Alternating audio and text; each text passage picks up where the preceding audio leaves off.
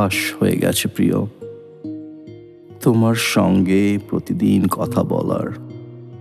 যেদিন কথা হয় না, কিছুই ভালো লাগে না আমার। নীলাঞ্জনা, তোমায় প্রচণ্ড ভালো লাগে প্রিয়। দেখা হলে আমার হাতে তোমার হাতটি দিও।